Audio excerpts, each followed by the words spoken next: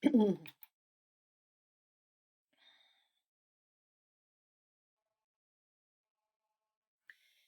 everyone. Welcome back to our Courageous Leadership with Virginia Prodan. We are so delighted to have you here. We are happy for all the questions and all the concerns you have and all the advice or even how you share this podcast with others. I am Virginia Prodan. I am your host, and I am so happy for each one of you. Today, we're going to talk about persecution, and for some of you that might be new to this podcast, I'm going to share with you my memoir. It's called Saving My Assassin. And it's my life under persecution in communist Romania and here in America, and my fight now in America against persecution and against all kind of limitation that the government wants to put on our faith or on our freedom. We have the honor and the privilege to have with us Jennifer Nohelty. She is an amazing person. I met her online, but also in person, and I can testify that she is an amazing person. She's on the board. She's as the board chair and a CEO of the Washington Policy Institute. It's an organization that focuses on journalist accountability and upholding faith-based American values. She is on several other organizations, and I will let her tell more about this. But I want to tell you that she is an exceptional person. She is married for 33 years. And they have with her husband, and they have 3 children. One daughter, she is married and has two wonderful granddaughters, and she has 2 sons. Jennifer, thank you so very much for coming to our podcast and to talk about persecution, which is indeed a very, very important subject. I have been in America and I have been talking about persecution for a very long time, but now it's almost like an emergency. But before we talk about persecution, can you tell people, how you started? Because you have such an amazing story, how you do things from generation. It's not you, but it's your family too. Right. I grew up in a small town in Wisconsin. My parents owned an Ethan Allen furniture store at first for many years growing up. And that was back in the day when there was 18 to 20% interest rates. And it was very hard to stay in business. So without a job, my parents decided to close the store and liquidate. And as it was getting close to closing, my dad had been volunteering working in planned giving for the local LCMS church, Lutheran Church Missouri Synod, and he had been serving donors in planned giving. Mhm. So that was in 1988. He took a full-time job as a gift planning counselor where he served donors by showing them how to leave more to their families in ways that'll help and not harm, how to leave more to their favorite charities, as well as how to avoid paying unnecessary taxes. All things we want, we just didn't know we had to plan to do. Well, my dad was having so much fun doing that about 15 years later that I went home to my husband and I said, Pete, I think I want to work with my dad. He said, great. How much does it pay? And I'm like, well, it would be to volunteer work with my dad. So I started working and we started contracting in other churches and ministries. So we really showed people how to leave more, both to their family and to ministry. And during that time, I got the best of all worlds. I got the best of families. I got the best of their hopes and dreams and aspirations for their children. But I also was able to show them how to leave more for ministry and charity. And in that time, they taught me a lot about the different charities they supported. I was in planned giving for about 25 years. And in December of last year, I started working at the Washington Policy Institute, where we focus on helping media go back to the basics. Let's talk about the facts and let people make an informed decision, not opinion journalism or be an influencer. So we've started working with schools, universities, and media organizations to bring in at times we bring in different topics that are not covered the way they could or should be covered. Christian persecution was just a natural. So we started planning this about 3 months ago, before Bill Maher started talking about it, before President Trump brought it to the forefront.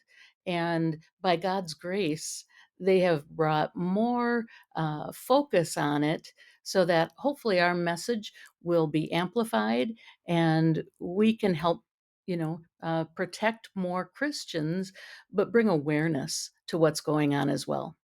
Yeah, I believe you're right, and I can testify to that. When I was in communist Romania, President Ronald Reagan was instrumental in protecting Christian rights and human rights, and even my own life. When I was there in communist Romania, I didn't know many things. We were like surrounded by the wall, Berlin Wall, and we are not Mhm. allowed to learn English or to have any connection with anyone. So later on, when I came to America, I found out about him. But when I was in Romania, congressmen like Frank Wolf and Christopher Smith will come and talk with me. People at the American Embassy will come and talk with me and will present those documents to President Ronald Reagan. And in fact, many of my cases became part of United Nations reports and United States Department of State reports. So what I want to emphasize is that a strong leader like Ronald Reagan, I had the privilege to meet him because he invited me to the White House. Now, like Donald Trump, their voices are very important, and it's important for a president of the United States to stand up against Christian persecution. And I am very grateful that President Trump is doing that. In fact, it's estimated many as 8,000 Christians are murdered in Nigeria every year. And we are part of a family, God's family, and Right. not only the president. We individually have to stand up for this. But tell us how you started this. You know, what one of the things is, how do you change media? And uh, I think the media covers some sensational topics, but topics that the public responds to well. And unfortunately, I think Christianity, being the founding faith of our country and helping to shape so many things from charity to, um, just all of our daily lives, our values, that uh, nobody wants to lift it up anymore. We want to bring in the new, support new religions, that it's easy for the media not to address what's really going on in Christianity. Uh, and as good Christians, we're here to love our neighbor and not ruffle any feathers. So we've just accepted it.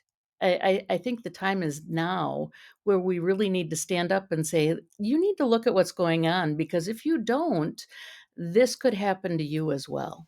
Yeah, and somebody said when Charlie Kirk was assassinated, Yes, what is the difference? A group is burning statue and burning different things, and Christians are calling for prayers. They don't right. scream, they don't do it. There is a right way to do it.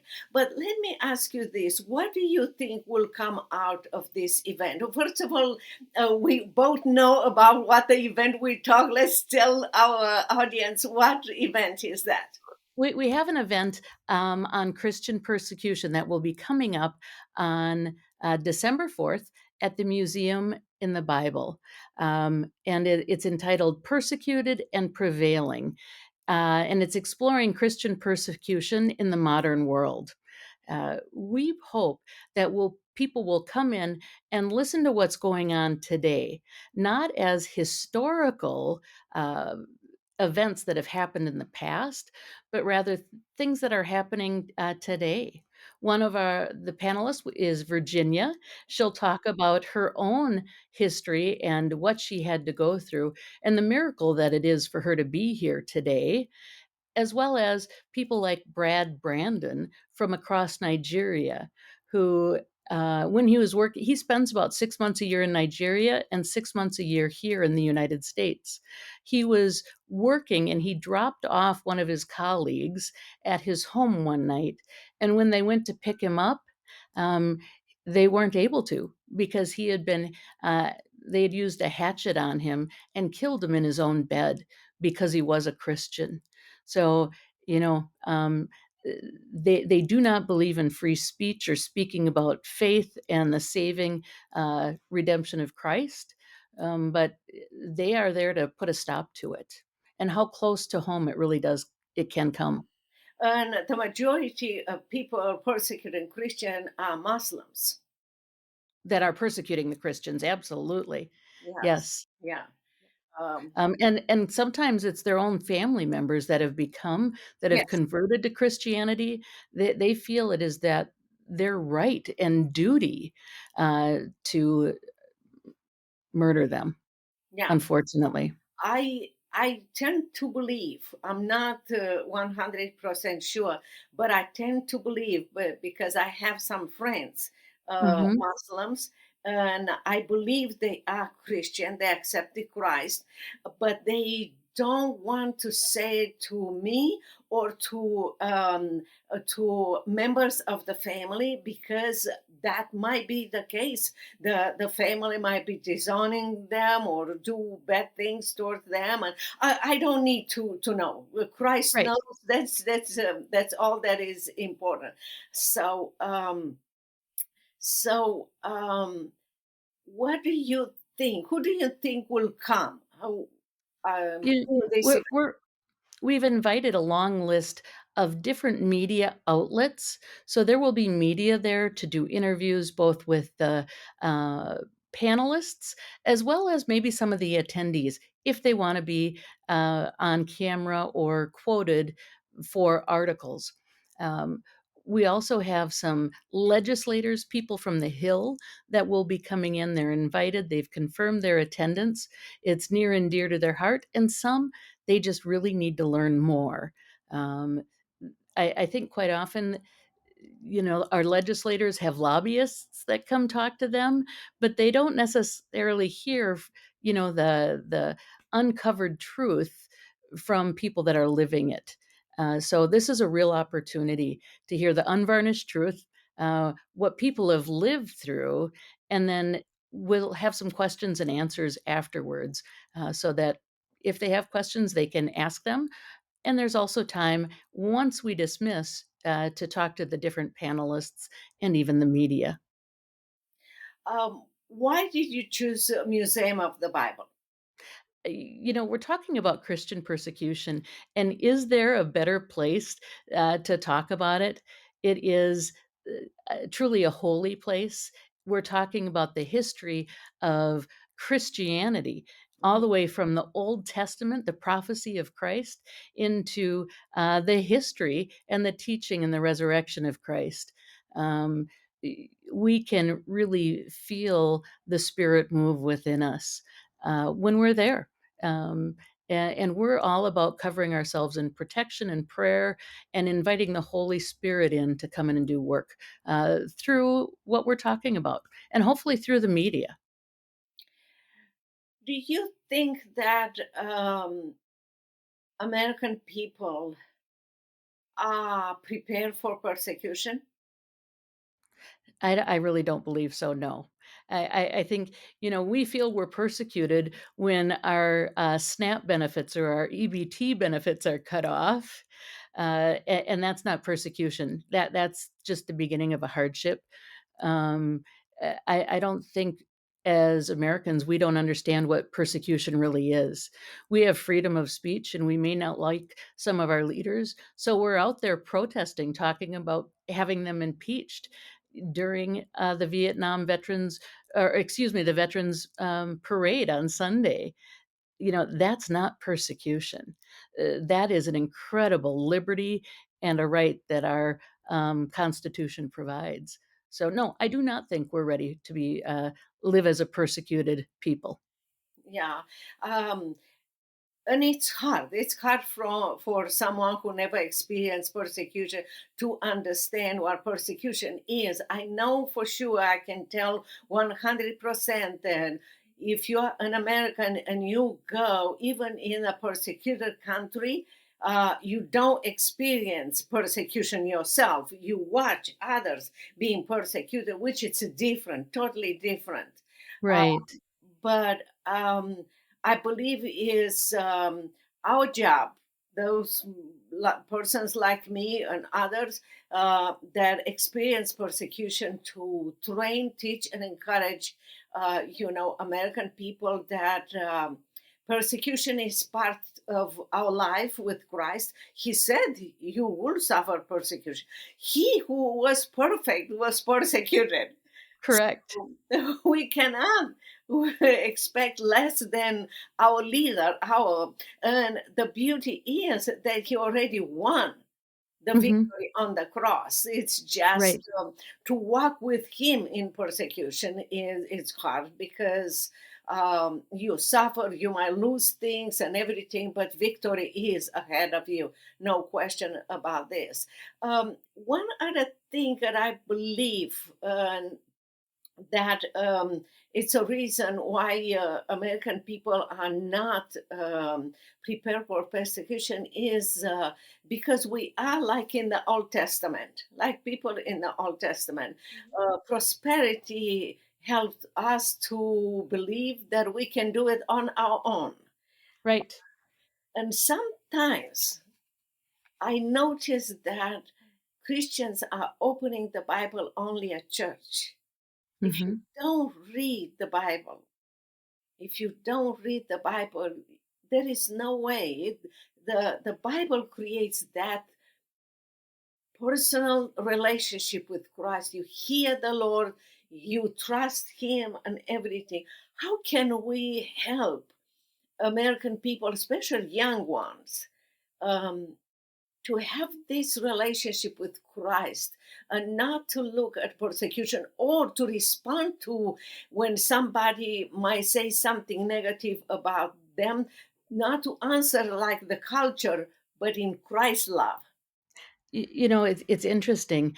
Um, if you listen to anyone from a wonderful biblical pastor, teaching pastor, to a sports psychologist, when we grow, it's because we have come into something really difficult and we have to work through it.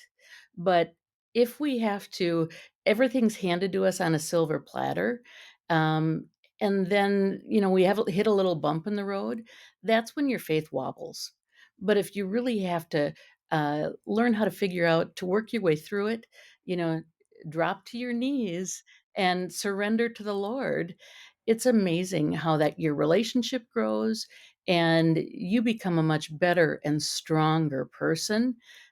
We're not asking the Lord to take away our persecution. We're asking the Lord to help us grow through it and let us be a witness in all that we say and do so that others may come to know Christ. Yes. So the persecution, unfortunately, is a blessing that we didn't know we wanted or needed, but that's when we grow and we draw nearer to Christ. Yeah, that's true.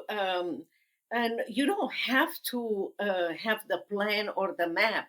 I remember being in an interrogation room, and they would hit my head at the table or the back to the wall, and I was full of blood and very hard uh, to breathe.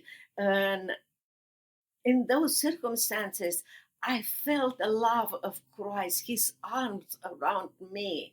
I felt Mhm. his love and his presence like never before in my life. And I Right. remember him telling me, tell them that I love them. So in that pain and blood and everything that was horrible, I remember telling them, I don't like what you're doing, but God loves you, and I decided to love you. They will turn their heads because they will be crying, Yeah. because they were able to see the power in me. I don't know how many of them will have said, maybe in their heart, I wish to have a God like a God, you know? Yes. Yes. Yeah. So this is what God is preparing us to walk in an impossible situation in his power.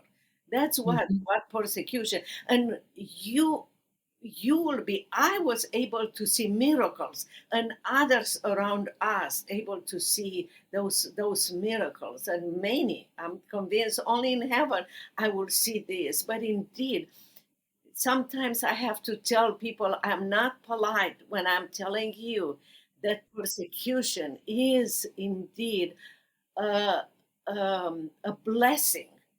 Right. Yes, a That's blessing. exactly right. Yes, And until you've really experienced persecution or a true hardship, something that you have no control over anymore, and you give it up to the Lord, it's amazing the peace that you can feel, the Holy Spirit coming over you and through you, and you necessarily would have things you wouldn't have said, you're yes. able to say to other people to be that witness, and your faith grows, but theirs grows exponentially as well. I will be a fool to tell you that that day when I walk inside, I thought that I'm going to do it. But I will tell you that looking back at this situation, I remember many times it makes me cry to say Shadrach, Meshach, and Abednego story. It's our can be our story too, that others can see Christ in our circumstances and Christ with us and give their lives to Christ. And also they can see the protection of God around us. That Right. is what, but I understand that it's hard for American people to understand. I don't want them, because if you never been in a situation like this, it's like you are talking about something above my possibility to understand. But I am telling you that it's true. Well, and we all tend to grow in our faith in baby steps. So it starts, with a sermon or reading the Bible and surrendering a little piece here and a little piece there. But our faith really grows through the big things. We're tested at different times. And sometimes we surrender and sometimes we don't, Yeah. And unfortunately. we return with broken pieces to God, and He Right. meets them and so forth. Tell us, is this your first event?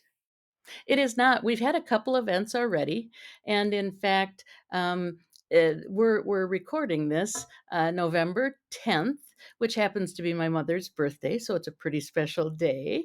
But November 11th is Veterans Day, and we are hosting an event called Honor in the Air, and this will be posted after, but you'll be able to go on our website and see pictures from the event and even see the video honoring a Vietnam veteran who was the most decorated helicopter pilot during Vietnam.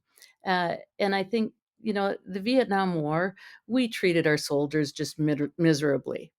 We do a better job, but we have a long ways to go yet. Oh, We quite often fail to honor and thank our veterans. So, uh, even though it's not Veterans Day anymore, I encourage you to thank a veteran, give them a hug, shake their hand, and thank them for their service. yes, yes, it is absolutely a great opportunity to honor those before us who Right. protected our freedom. And even now, people in the military, they are protecting our freedom. Um, Absolutely. so, but on the persecution subject, this is your first event. It is. This is our first event when it comes to Christian persecution. Um, and we had talked about expanding it. And we had a couple other religions that wanted to participate.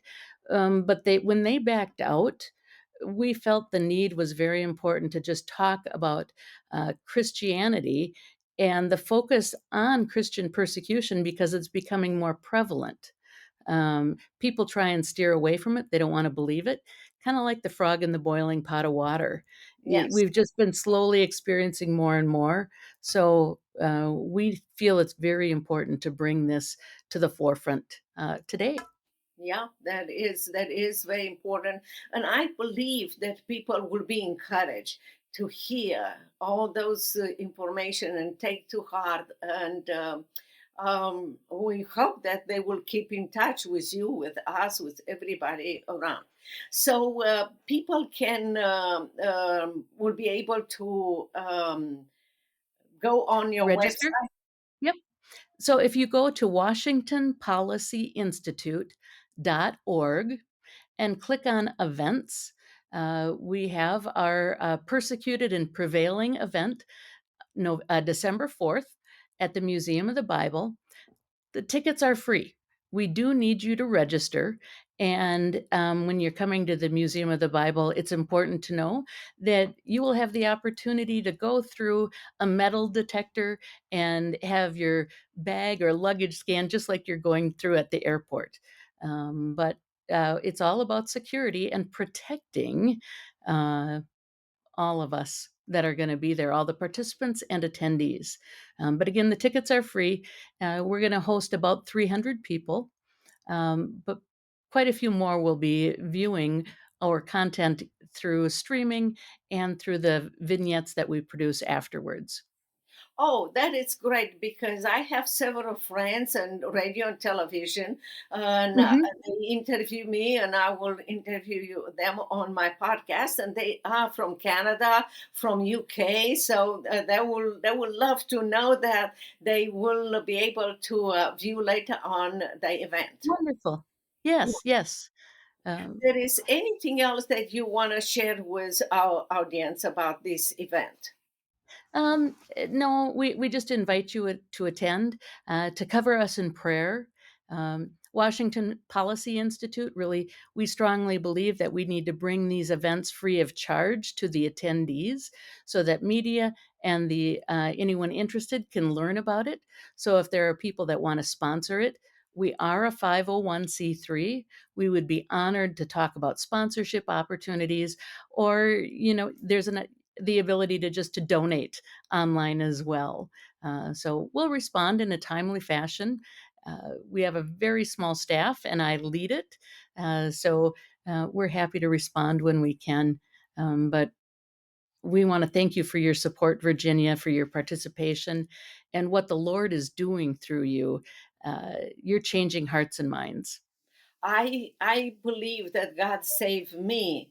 Uh, Christ saved me on the cross and also saved me and my life from communists with a reason to Yeah, stand up and scream loud. You're going the wrong way, American people. Turn to God, turn to God. In fact, right. for some of you that don't know, let me tell you, please read my memoir, Saving My Assassin. You can find it at virginiaprodanbooks.com/product/book. You will find in this book that God uses me and uses many other people to open doors, to protect me, to help others, Christians, and human rights cases, to expose a dictator, and to save me to come to America. So don't think that you have to have all the map or the plans and everything. Just say yes to the Lord. Send me, Lord, and watch God opening the doors, doing things, miracles, that you can accomplish the mission that He already establish for you, because he already put skill, talents, place of influence for you. If you need any help, please go to Virginia Prodan books.com/contact, and I will be happy to help you in any way possible. Also, don't forget what Jenny said, the website, and for to find information about the event, and also if you want to register for the event. Until next time, we hope that you will take advantage of all those information, and we hope to see you at the event. God bless. Absolutely. Yes, God bless you. Thank you so much again, Jenny. Thank you, and blessings to you as well. Thank you.